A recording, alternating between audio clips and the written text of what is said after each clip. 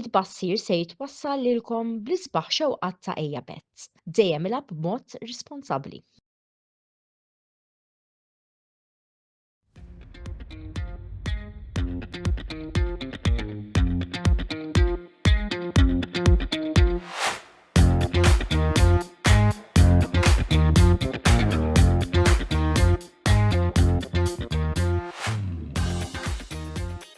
Antonello beda jsemmilkom u jagħtikom merħba 26 programm mis-sensiela it-tbassir. Ix-xena tal-futbol lokali se tirritorna bil-kbir hekk kif il-nhar Sibt li ġej fl-Istedju Nazzjonali f'Taqali ser ikollna iż-żewġ semifinali tal-Meridian Bet FA Trophy. Fis-satejn kwart Gżira United jiltaqgħu kontra Naxxar Lions. Għanna xarin din se tkun semifinali storika hekk kif ser ikunu qed jirritornaw f'din il-fażi tal-kompetizzjoni għall-ewwel darba mill-1948. Gżira United min-naħa tagħhom ser ikunu qed ifittxu li jiksbu finali oħra. Min ser ikun it-tim li se jagħmilha għall-finali tal-24 ta' Mejju. Minħa l-oħra fil-5 ser ikolna konfront mill-aktar klassiku dak bejn Valletta u Birkirkara. Valletta diġà rebħu tazza din is-sena, il-Jubilee Cup.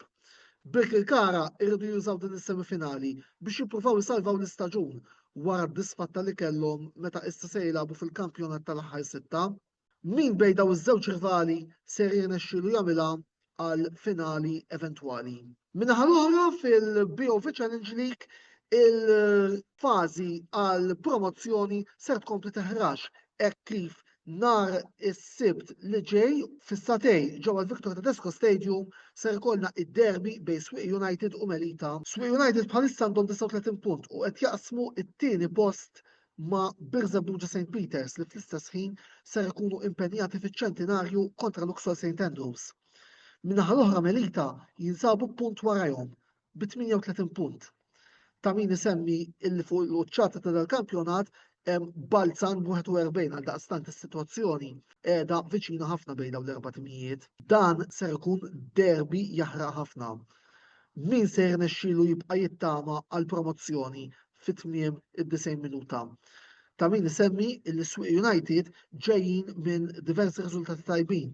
Fosthom suċċess ta' 2-1 kontra Balzan qabel il-waqfa. Għal daqstant jista' jkun li jkunu huma l-favoriti li jirbħu dan il-konfront.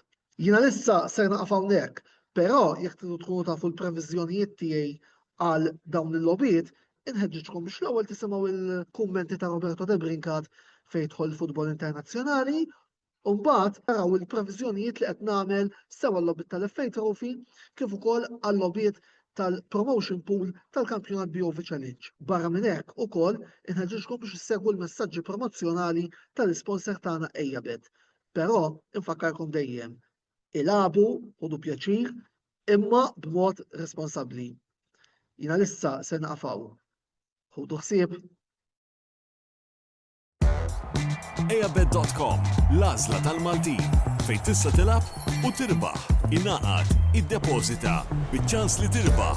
EjjaBett.com, dejjem ilagħab b'mod responsabbli. Grazzi l-Antonello tal-kontenut tiegħu, issa ngħaddi biex nitkellem dwar logħbiet li għandna fit-tmiem il-ġimgħa mill-Ingilterra u mill-Italja. Mill-Ingilterra għandna logħbiet tal-FA Cup u l-iktar logħba mistennija ovvjament hija dik bejn Manchester City u Liverpool. Logħba bejn żewġ timijiet li huma meqjusa tnejn mit-timijiet ewlenin li għandna fir-Renju Unit. Żewġ timijiet li naħseb matul dan l-istaġun iddiżappuntaw bil-kbir. Liverpool, iċ-Champions renjanti nista' ngħidu maqtuwa kompletament mit-taqtija għal-reb tal-kampjonat u jinsabu f'periklu li ma jikkwalifikawx għal post fil-UEFA Champions League fil-waqt li Manchester City jinsabu fit-tieni post fil-kampjonat. Però ovvjament kellhom il-diżappunt li nqalgħu mill-UEFA Champions League kontra Real Madrid. Logħba tal-FA Cup bħalma ħafna tafu hija logħba miftuħa l kull riżultat u wieħed jista' jbassar x'ħajkun ir-riżultat, però logħbiet tal-FA Cup dejjem joffru sorpriża.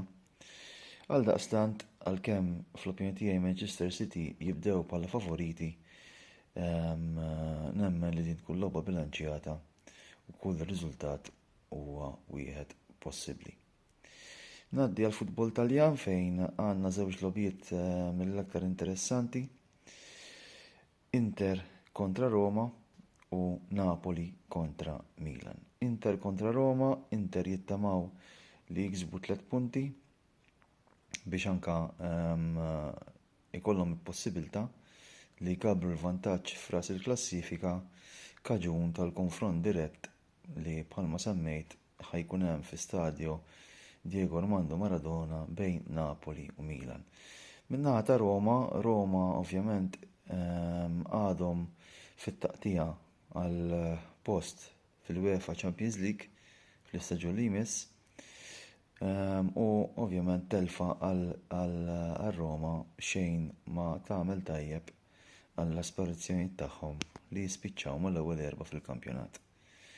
Fl-opinjoni tiegħi Inter jibdew bħala favoriti għal din il-logħba, però bħalma nafu anke Roma mhux l-ewwel darba li wettqu sorpriża fi stadio Giuseppe Meazza u għaldaqstant kapaċi tkun logħba miftuħa għal kull riżultat. Napoli kontra Milan, it-timijiet li jinsabu fit-tieni u fit-tielet post u li qed jiġru wara Inter.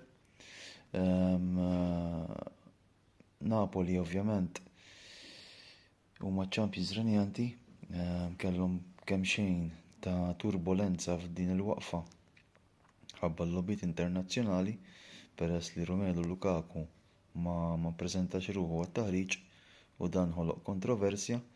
Min-naħa l-oħra Milan ovvjament Allegri qed jittama li Inter jiżolqu u t-tim tiegħu jikseb il-punti barra minn daru biex ovvjament jkompli nsaħħaħ it-tama tiegħu li jisfida sal-aħħar għar-reb tal-kampjonat.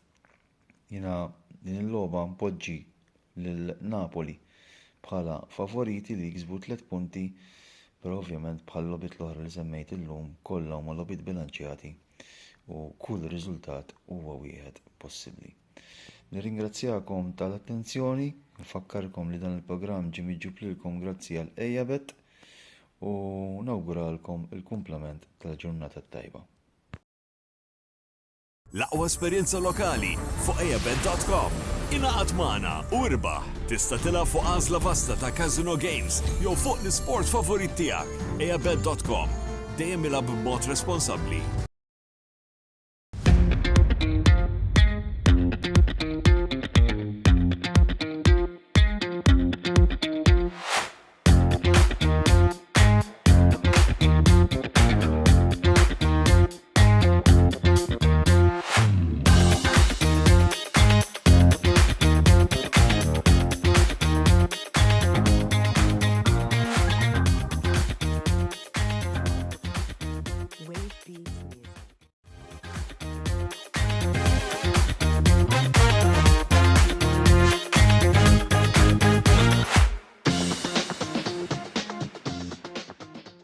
Dan il-programm ġie mwassal lilkom bl-isbaħ xewqat Ejabet. Dejjem ilgħab b'mod responsabbli.